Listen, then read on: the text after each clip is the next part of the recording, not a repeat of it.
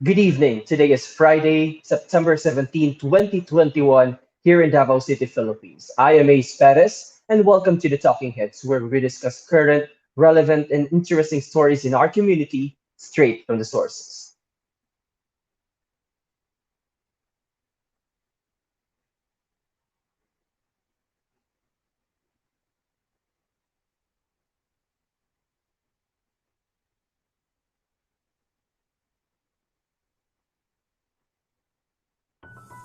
Nearly 2 years into the pandemic, how has the construction industry, particularly cement industry in Davao City, been affected by the global crisis?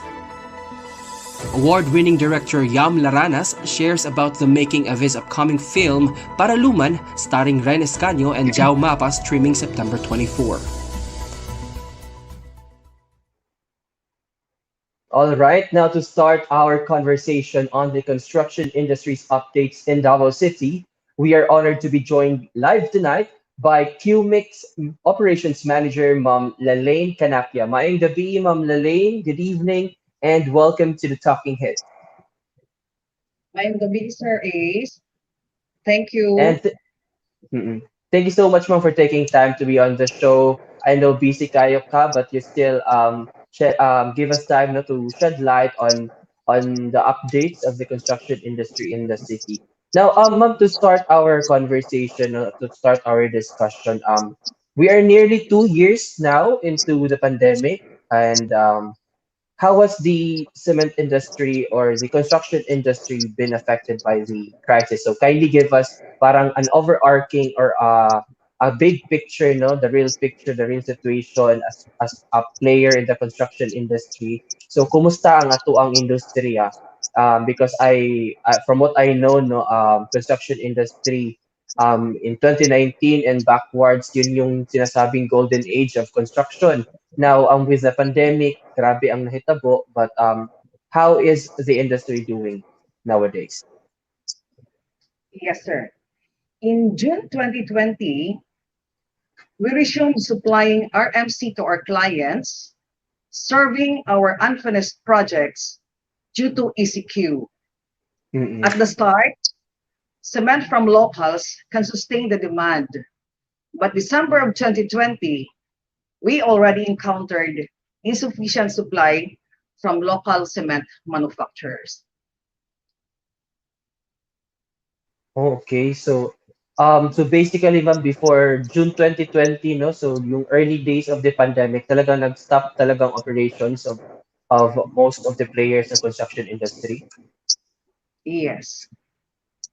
And then merong parang decline or insufficient supply no pagdating ng December 2020. So kailangan mag-import na kasi wala nang from the local players, no? So thank you for sharing that situation, Ma'am Lalaine. No? Now, moving on to my second question, what drives construction in your area, no, in here in Davao specifically for your business? So is it more on government or private-led construction projects?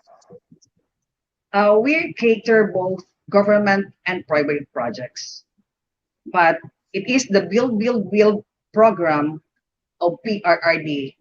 Yun ang medyo dumami yung projects natin sa Davao City. Okay. So, you mean to say mo that the build project of this administration really helped itong industriya natin, no? Especially katong pre-pandemic. Yes, sir. But can you share ba, Ma'am Lalaine, no, kung gaano ka parang itong you mentioned that nag-boom ang ating industry with the build project. That's the flagship project of the administration. So if you can share no kung unsa ba kadako ang tabang ani sa industriya mo, like pila ang percent, no, 50% pa ang taas activities ninyo sa inyong projects. Would like to know about the situation. Yeah. With the list of our projects, meron kasi kami ongoing na unfinished last year.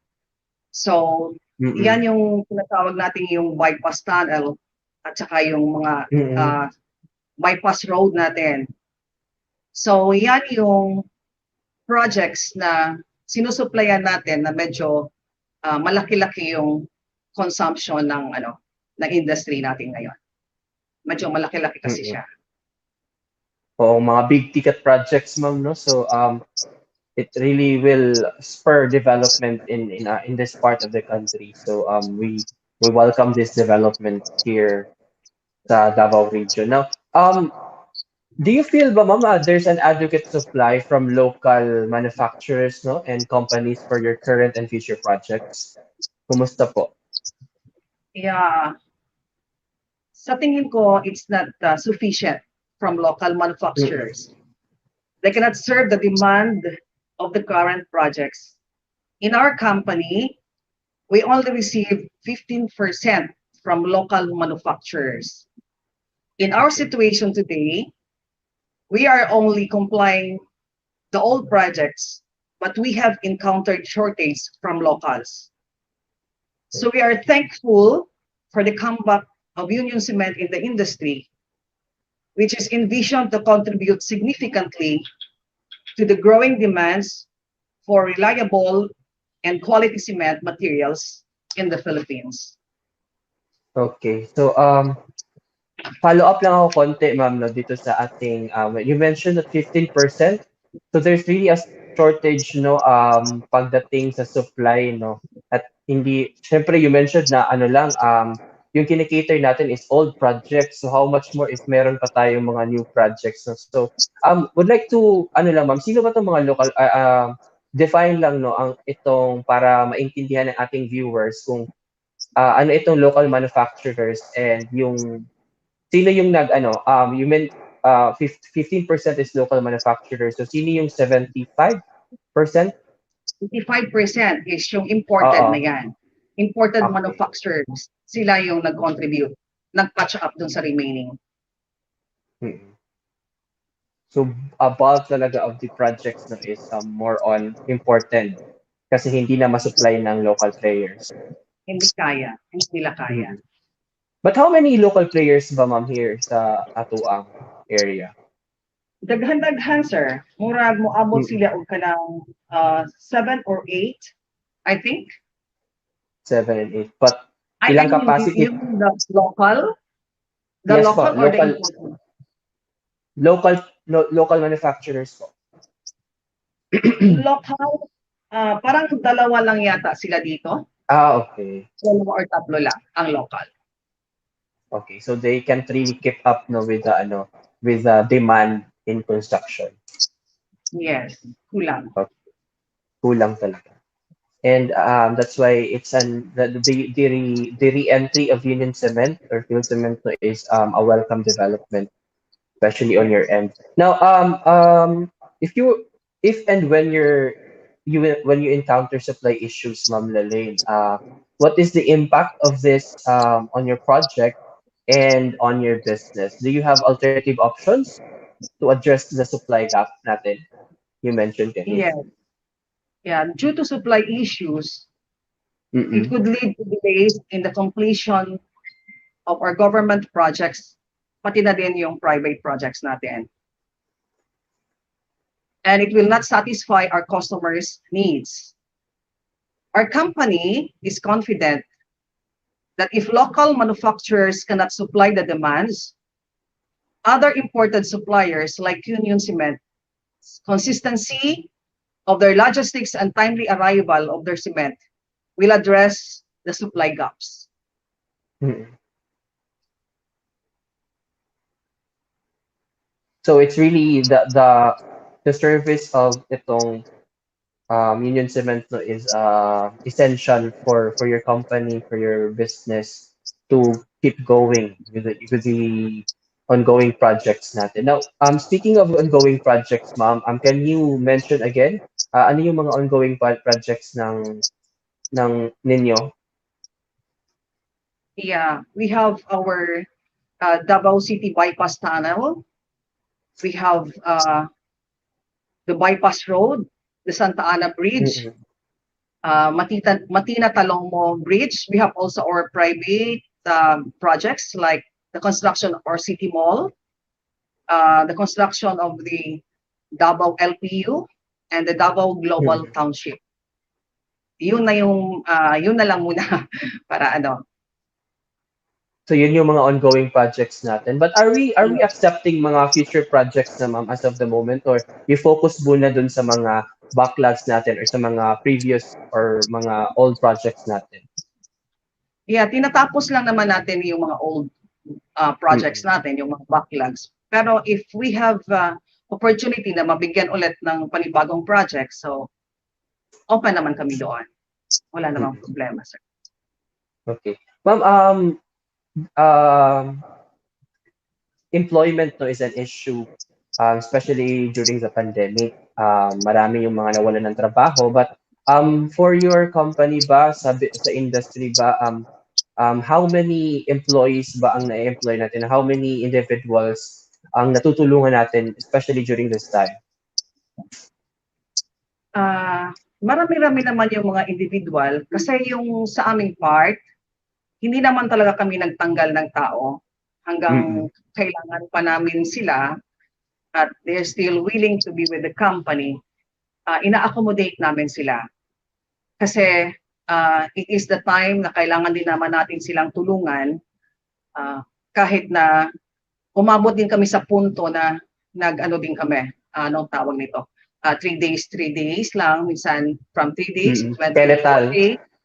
Yes, kalital, and then nag 5 days na kami. So if magkakaroon pa tayo ng continuous project, future projects, hindi na sila aalis sa amin, kundi patuloy na yung Mm-mm. pagsiservisyo nila both sa company. Ayun. So, we're glad to know, ma'am, na hindi kayo nagbawas ng trabahante during the pandemic. So, now,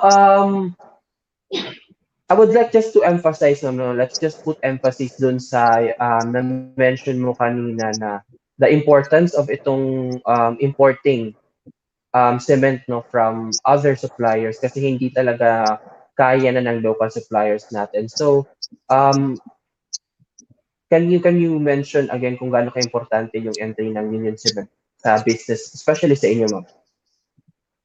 Gaano ka-importante yung ano sir, yung That we do not just rely sa local manufacturers, that we also yes, can, oo.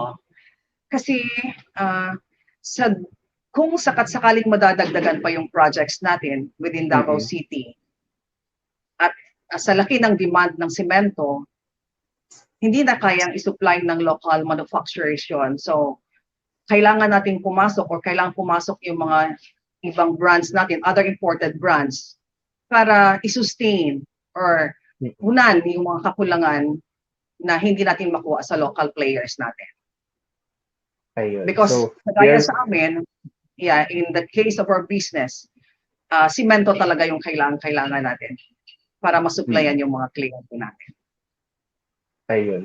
So, we are speaking really of the sustainability of sustaining the projects, especially kinahanglan, no? Kailangan talaga na masustain, especially itong mga ongoing projects, ng mga big ticket projects na talagang the administration really emphasized no na kinahanglan mahuman na siya within this period of time. So, like the bypass project, no, it's a big ticket project of the administration. So that's why sustainability will is really key on making this project. So it's more on parang you were saying, Ma'am Lalaine, no, na more on the partnership of local manufacturers and then importation of or yung entry ng Union Cement no para maging sustainable ang projects natin here in Davao City when it comes to construction. Now, anything you want to add, Ma'am Lalaine, dito sa ating discussion before we end our interview? Uh, Despite sa pandemic, we are very optimistic that the industry will help the economic recovery. Mm-mm. We are also hoping for more projects to come.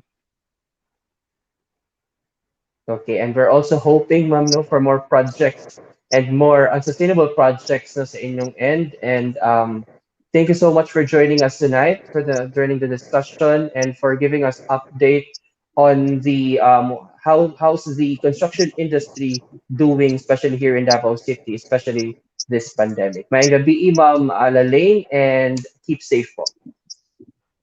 May gabi, sir. Salamat.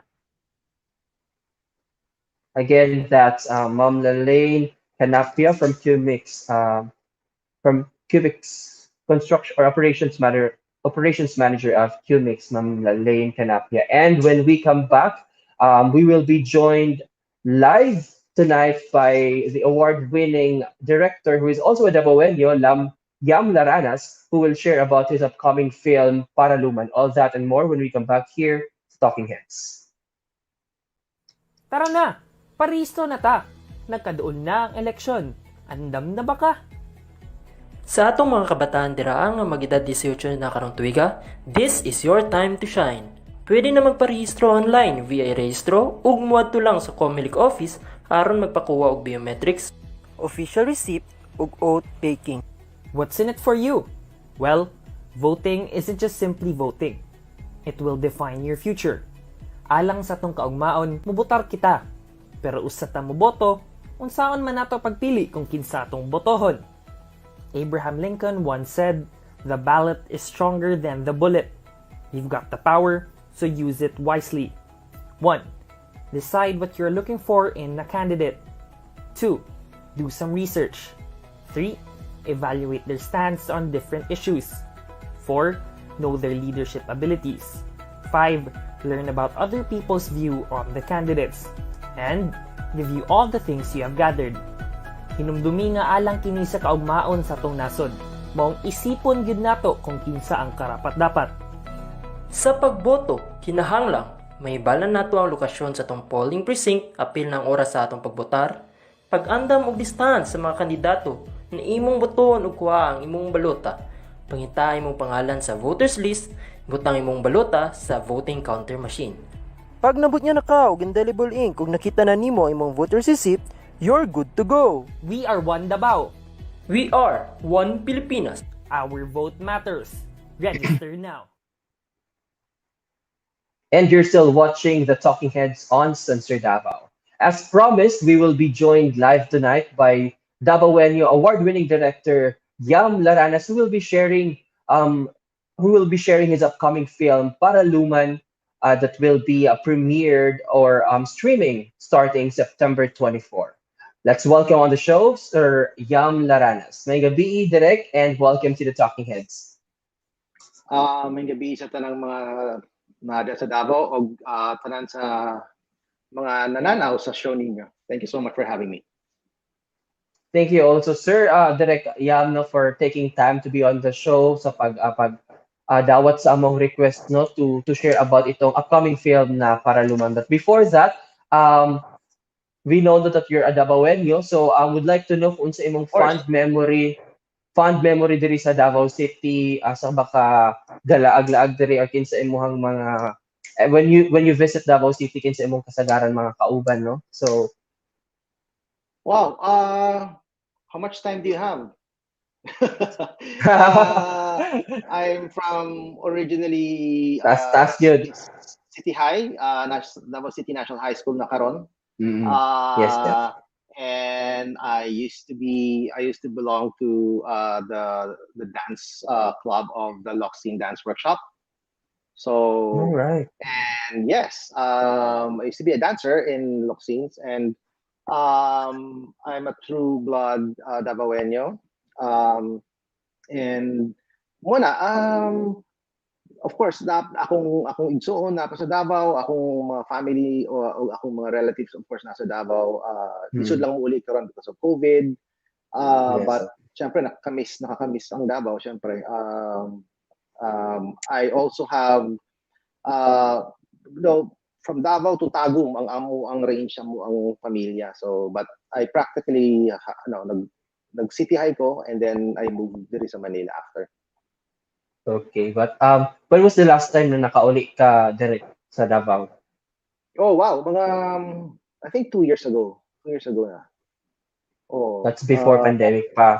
Before pandemic, yes. Before pandemic, I think murag middle of that year, middle of 2019, I think. Oo, Ay kay nawat galaglaag pa man adto sa magsaysay og durian. So I'm sure karon dili na yeah. pwede kaayo. Mm. So sayang. I miss it. I miss it so much. Yeah. Now, naay nang utana diri direct no kung unsa do imong batch sa ano sa City High. Bawal man na isulti kay kuan man MTRCB ang suko ba. Kay Basta kung ko. gusto ko ng batch. Gusto ko ng MTRCB. So basta batch. Hello na lang sa ako Basta kay mga City kabatch. High. Oh Oo. yes. Hello Hello, na lang sa hello ako sa mga mga kabatch. kabat. Makailas Ayun. ako So, younger, older, pero kung ang batch number na ako, kalimot na ako, dugi na magul kaayo to. Pero, well, di lang natin isulti. okay. Abi na ko 2015 ang batch direct. No, 2012. 2012. Batch 2012. Batch 2012. So Batch again, no, that's 2012. direct Yam Laranas is a proud city high, no? City higher to Davao City. Now, let's talk about your life, no, Dabawenyo. as yes, let's talk about your life as a director. So you started directing and doing films in the early 2000s, no? And can you share to us your journey, Direct Yam, no? How you started and what are the changes in the film industry landscape, no? That you witnessed through the years. Actually, dako kayong influence ako ang Davao. Kay ang Davao is very, I think, ang Davao is a very artistic community, no? Ang community sa Davao is there's a lot of artistic people in Davao City. Mahot ng tag-oras kung i-name nato ang mga the great artists coming from Davao, inana. So a lot of this has influenced me. And of course, I'm very happy that of course my parents also supported bisa ako ang like kunyari art lessons in Davao City. Ako ang Mm-mm. painting or art studies ana. I also went to drama sa sa school sa City High, inana, and so on. But I wanted parang to explore more ang the artistic side of this, no? Parang there's something more na ay gusto na ako. But before ko nihawa og Davao, I dabbled into photography. So akong papa gipaulam sa iyang ako ang iyang akong sa iya sa ako ang iyang camera ba. So akong ginagamit murag Mm-mm. testing ana. So that's what I use. So but eventually I got so parang interested na parang okay, there's more to this. And unsa na ako ni pag-combine ba? Unsa na ako pag-combining dancing, whether acting or kaning Mm-mm. photography. At the time, I was so naive. Di pa ko kay balo. Wa mo koy background sa cinema sa Davao. Mm-mm. I was happy performing for the arts, for theater in sa nag-performing, wherever we go, sa amo ang amo ang drama club. Hindi ko wa ko kay balo nga kung saan pag-combine. And I found cinema, no? Ang cinema ang the only way na ma-combine ako ni tanan. And I went to Tanan. Manila. Yeah, I went to Manila. I enrolled at the Mall Fun Film Institute, no? That's how I was trained. Mall Fun Film Institute is a very influential film school up to now, up to karon gihapon. I was so lucky na at the time in my batch there were so many scholarships here and abroad. And here, nagdala sila og ng mga foreign na mga teachers from Germany, from Europe. Swerte ko, katong time na to, I was just there at the right time and the right place. I also was able to be parang join scholarships abroad, even for like months lang. And my training went on in film school for 6 years. Dito na wala na in love na jud ko sa cinema. Cinema. I wanted to make movies. In fact, akong focus at the time was cinematography kay one man. I like photography, I like the image. Wala pa na ako nauna nga mag-director ko. So yung ang pagka-director or being a director, technically parang murag aksidente na lang siya kay at some point para murag okay, itry na ako ni pero maybe I can do it, maybe I cannot. Pero naturally, I just got into the groove or got into the to the rhythm of being a director. Mm-mm. Okay. So when you entered the film industry, Direk Yam, no, you started as a cinematographer or director agad? Director because Mm-mm. ang first jud na ako nga trabaho Mm-mm. during film school pa. And then murag katong in between sa kanang transitioning from film to film from film school, advertising. Up to now I still do commercials. I do a lot of commercials. Advertising ang ako ang first venture into the world of filmmaking. So nag cinematographer ko. I did a lot of commercials. I'm sure up to now napa ko yung mga commercials out there on air. I'm about to shoot a new one. So moto yung natural flow sa ako ang sort of akong passion. And then eventually kuan ba marag gusto pa na ako gani og kanang mag-venture into the long form of storytelling because gusto na ako matry pero ganahan mo pud ko magsulat-sulat ba. I like writing stories, I like writing whatever poetry before. So gitry na ako and then I had this relationship with Viva ever since, Viva Films. And of course I worked with Regal, I worked with other companies pero mutong gi-start na dito sa Viva jud ko nag-start up to now. I still have Viva is my family so in film. Can you share direct Yam unsa tong first yun nimo na gi-direct na full length film?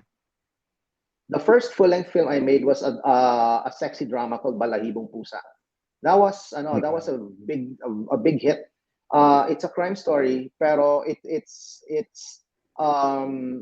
based on a true story. And after that, nagtry lang kung murag ka ng different genre from that story.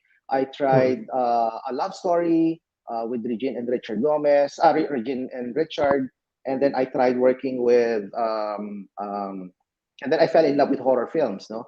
I started doing horror, I started Sigaw, I started The Road with Sina Alden Richards. After that, and then the recent one I made was a big hit sa Viva, which is called Death of a Girlfriend with Diego Loizaga and AJ Raval. But before that, I made a big one, which is right now out now on gipalit sa Netflix worldwide, no? Gipalit sa Netflix worldwide. So anybody can watch the film called Aurora, which stars Ann Curtis, no? Si Ann, and that was a big one.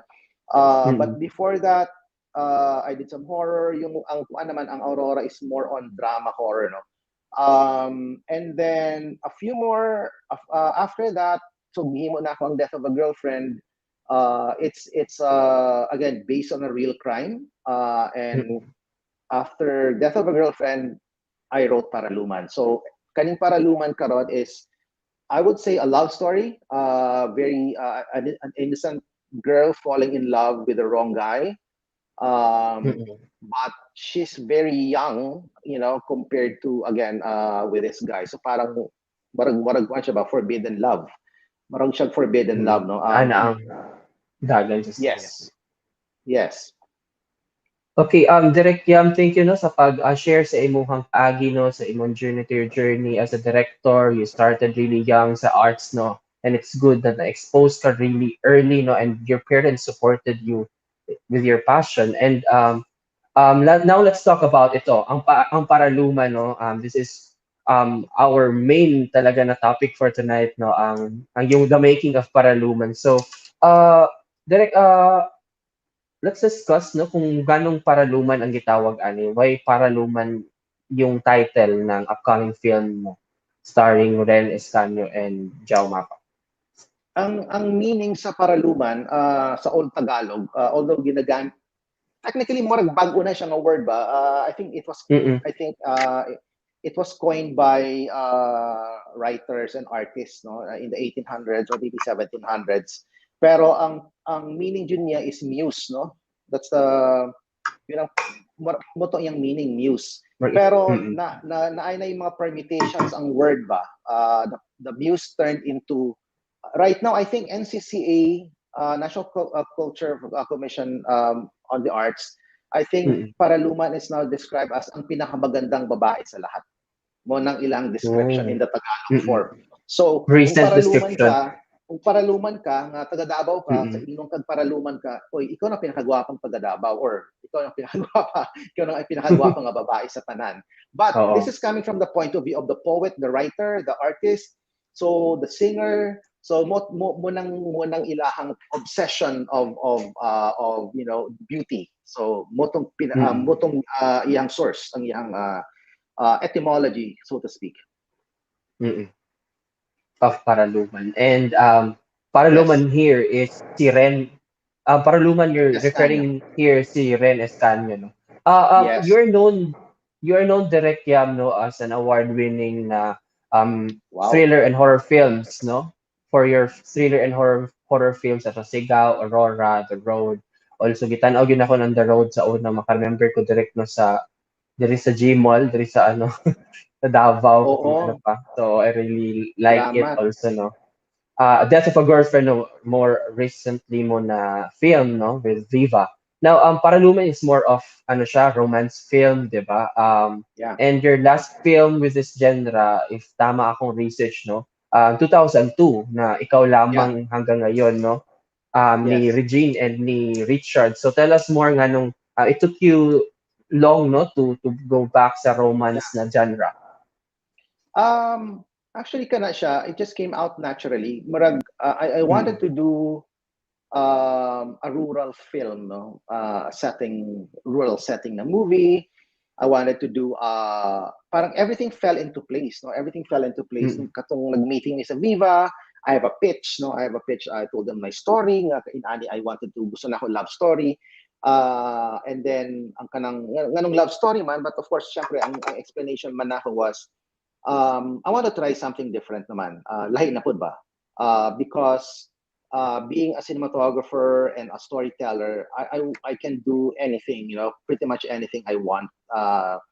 I can tell stories differently and so on and so forth. So while we were doing that, while we were in a meeting with Viva, wala pa'y title ang movie anto, wala pa'y title. Mm-mm. And then I said, gusto na ako, Juan, I need soundtracks, I need music for the songs, for the movie. So Viva Entertainment is a big company, and Viva Records is part of Viva Yeah, oo. Entertainment. Mm. So carte blanche, sabi ingon nila nga, okay, sige, pili diri og songs. I was so happy. Pili diri og songs kung saan imo gusto kay morning amo ang artist nga gusto namo i-promote karon.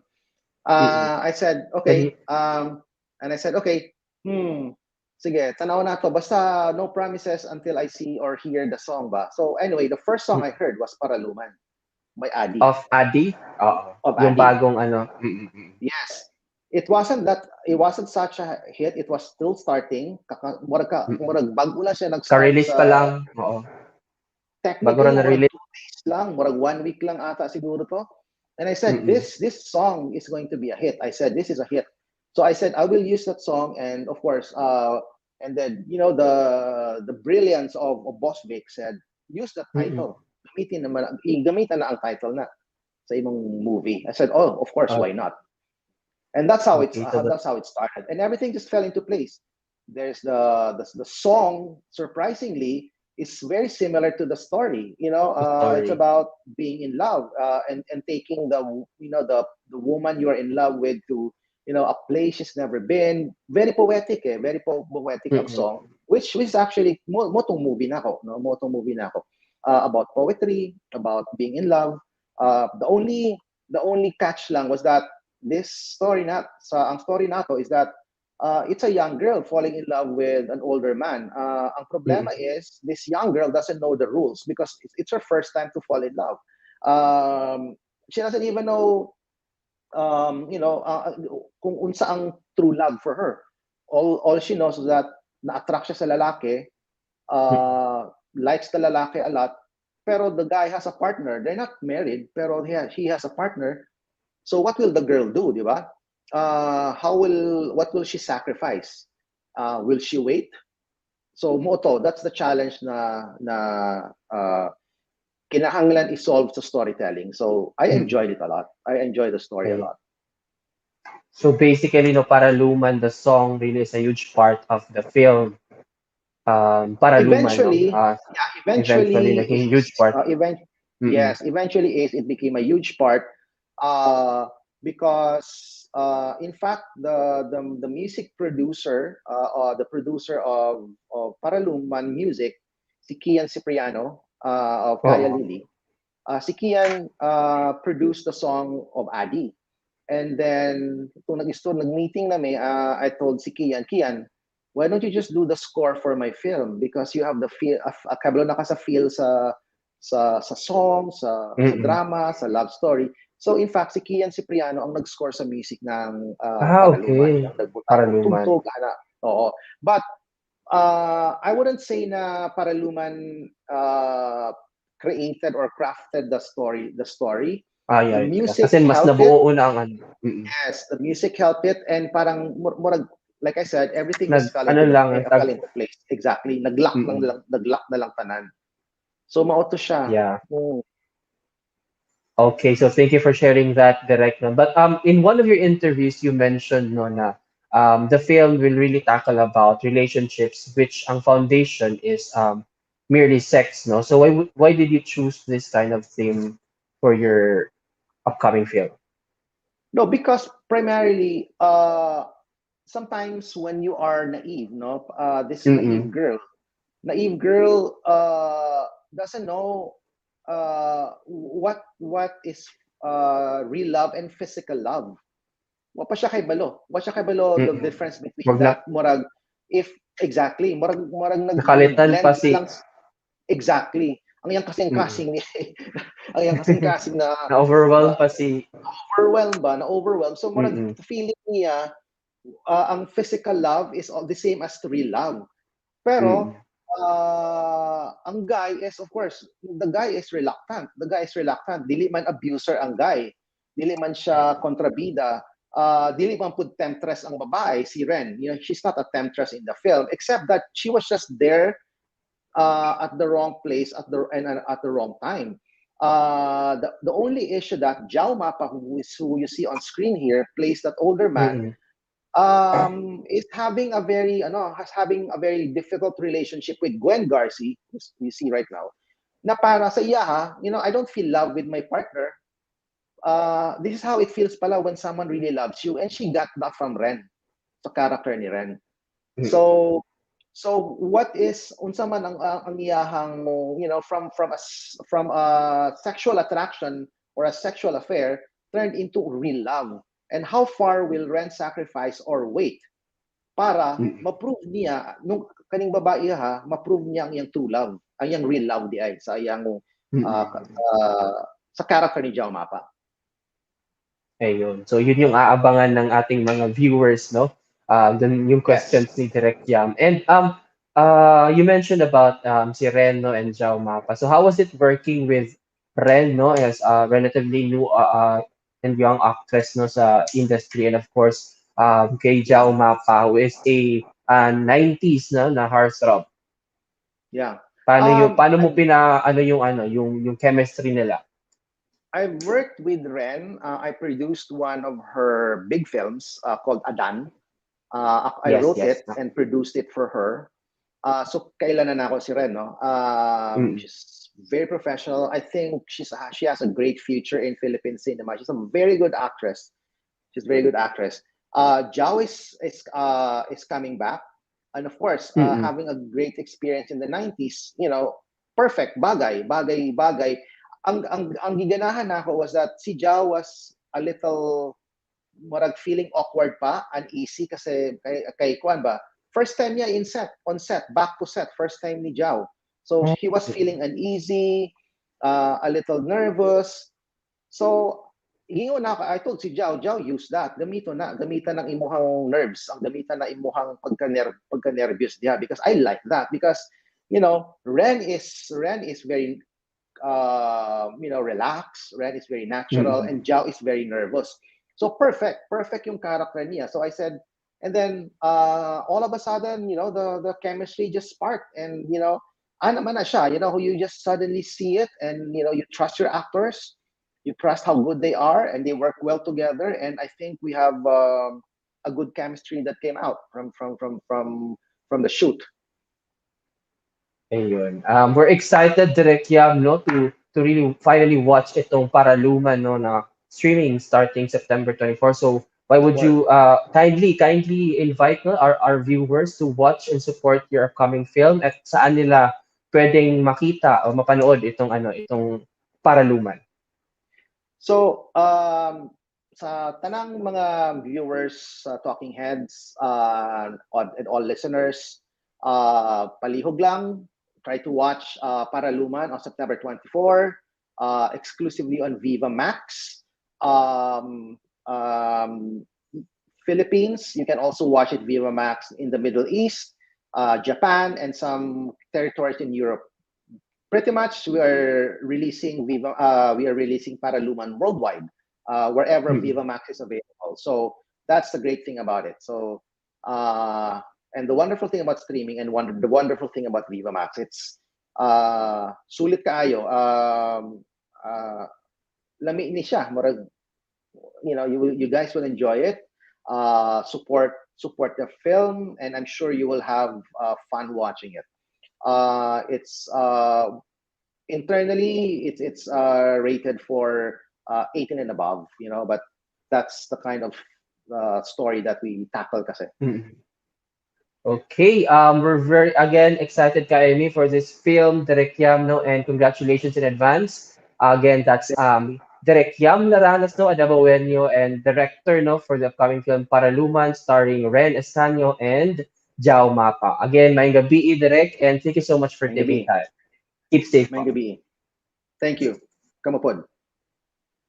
All right, thank you so much for watching, guys, and that's all you need to know for the relevant and interesting stories in our community this week. I am Ace Perez, and this is the Talking Heads. Good evening and have a safe weekend.